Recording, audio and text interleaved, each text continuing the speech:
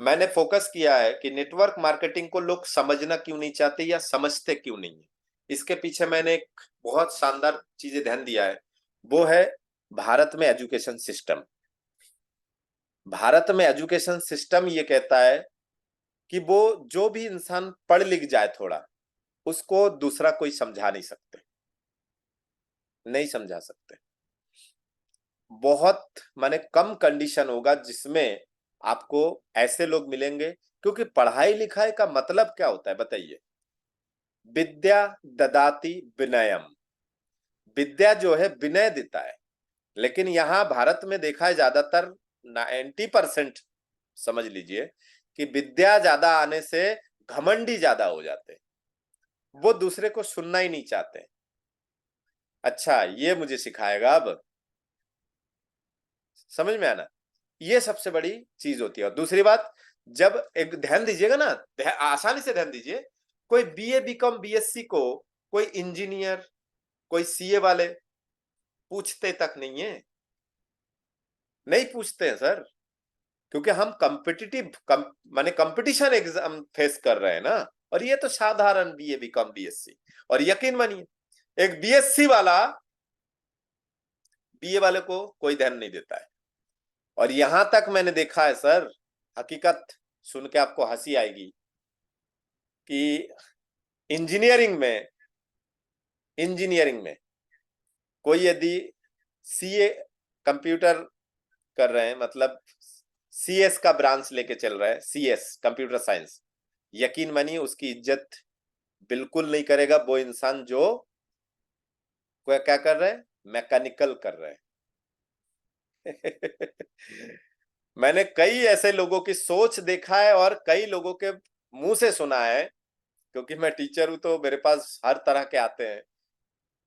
Engineering में राजा branch होता है मैकेनिकल।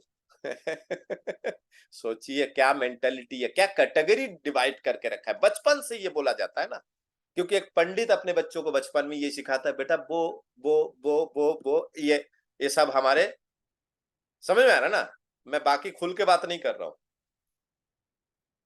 राजपूत रघुवंशी अपने बच्चे को बचपन से सिखाते वो समझ में आ रहा ना। तो वो हमारे कैटेगरी जो है हमारे भेजे में चलता है। और इंजीनियरिंग में सोचिए सर, इंजीनियरिंग में मैकेनिकल ब्रांच, फिर आते हैं सिविल। मैं ऊपर से नीचे आ रहा हूं सर। फिर आते सिविल, फिर आते मैकाट्रॉनिक्स, फिर आते सीएस। उसके बाद ठीक है ना, इलेक्ट और भी दो चार जो होंगे, ईसी। ईसी की वैल्यू तो मुझे नहीं लगता है कोई करता भी होगा। तो ये मेंटेलिटी है सर, इसका कुछ नहीं कर सकते ना आप ना मैं। इसीलिए भारत में जो है, आप सोचिए आपके बच्चे यदि वकालत की पढ़ाई करें ना, और उसके फूफा जी यदि डॉक्टर है, कमेंट जरूर करेंगे वो, अरे कहाँ लगे हो, डॉक्टर पीएमटी की तैयारी करो 10th के बाद, बायो लो। यदि आपके बच्चे डॉक्टरी करना चाहे, और कोई आपके मौसा जी फूफा जी यदि वकील है, तो वो अपने राग अपनाएंगे। हर व्यक्ति अपना राग अपनाते हैं। ठीक है, इसी बोला है मैंने। तो ये समझने की कोशिश है। और चूंकि भारत में डायरेक्ट सेलिंग पहले कौन लोग करते थे, आज से 20 साल पहले कौन लोग करते थे सर। पढ़े लिखे लोग ये सोच के नहीं करते थे कि यह लोगों को समझाना है, हल्दी नमक मिर्ची बेचना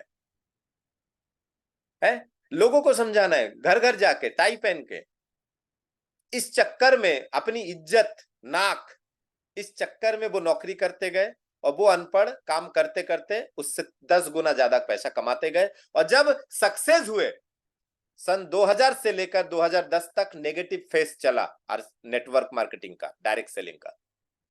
जब इस 10 साल में कुछ चुने हुए लोग करोड़पति बने, तो उनको देख के कुछ लोग और मिडिल क्लास वाले आ गए। जब 2010 से लेकर 2020 तक एक सक्सेसफुल लाइफ चला, भारत में कई करोड़पति बने। अब 2020 से ग्रोथ चल रहा है। कौन सा फेज चल रहा है, ग्रोथ फेज। फेज होता है ना, नेगेटिव फेज, पॉजिटिव फेज, फिर ग्रोथ फेज। ग्रोथ फेज क्यों है? क्योंकि 2021 में इसका कानून बन चुका है। 2020 से ही भारत में 21 से ही डायरेक्ट सेलिंग की पढ़ाई चालू हो चुका है। 2000 समझ में आ रहा ना? Direct selling, B net bachelor of network marketing, M net master of network marketing, MBA plus net.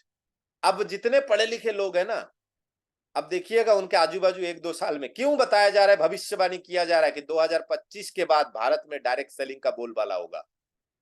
इसलिए जो आज आ जाए हंस के, नहीं तो मजबूरी में तो आना ही पड़ेगा। तो जब आजू बाजू क्यों, क्या कर रहे हो?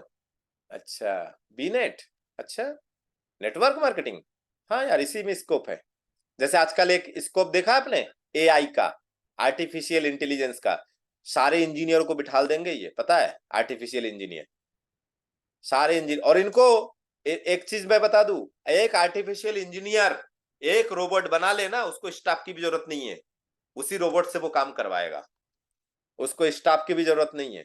हो सकता है सुमित सर मैकेनिक, क्या कर रहे हैं आप sir? Sumit sir mike on करके बताइए।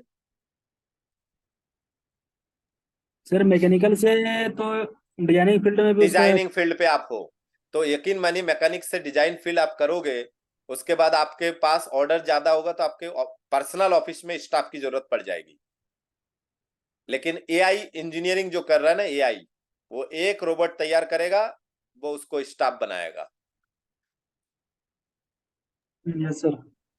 एक डांसर के बाजू में एक डांसर डांस कर रही है, वो AI।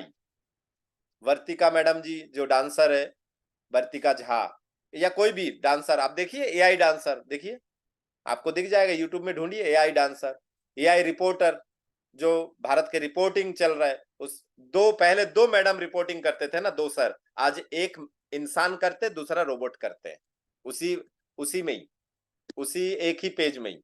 तो आपको समझने की जरूरत है कि डायरेक्ट सेलिंग, देखिए दुनिया के सारे नौकरियां जो है, यदि रोबोट आ जाए तो नौकरियों में कमताई आएगी, नौकरियां खत्म होने की कोशिश होगी।